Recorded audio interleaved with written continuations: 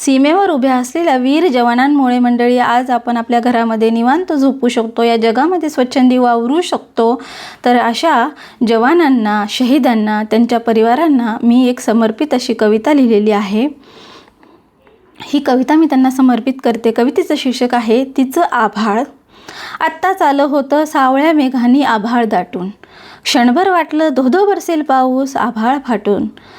नजर तिची वाटेकडे डोळे लावलेली, भासे शून्यात हरवलेली, काहीशी चिंताक्रांत झालेली, किंचित चिंताक्रांत झालेली, विरहाने चिंब न्हालेली. आज येईल उद्या येईल आश्वासनं दिलेली, काळीच धडधडलं तिचं प्रत्येक आश्वासनावेळी. त्यालाही आठवे ती युद्धाच्या वेळी, पण नियतीच्या मनी निराळीच खेळी.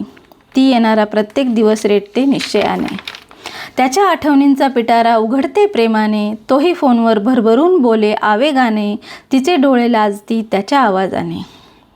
अचानकच येतो बातम्यांचा पूर, त्यातच अचानकच येतो बातम्यांचा पूर. अमुक ठिकाणी गोळीबार, तमुक ठिकाणी बॉम्बिंग झाली फार, नराधम दहशतवाद्यांची झाली हार. तिचे हृदय धडधडते, तिचे हृदय धडधडते, मन तडफडते, शरीर थरथरते, शुद्ध हरपते.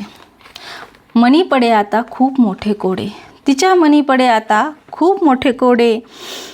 तितक्याच जवानांचा ताफा येई घराकडे, शहीदाच्या पार्थिवास तिरंगाही आज अपुरा पडे. शहीदाच्या पार्थिवास तिरंगाही आज अपुरा पडे. वेड्या खोळ्या नजरेने ती पाही आकाशाकडे, आणि तेव्हाच येई आभाळ काळ्या कुट्ट ढगांनी दाटून, आणि तेव्हाच येई आभाळ काळ्या कुट्ट ढगांनी दाटून. रात्रभर धो बरसे पाऊस तिच्या डोळ्यातून तिचं आभाळ फाडून, तिच्या डोळ्यातून तिचं आभाळ फाडून.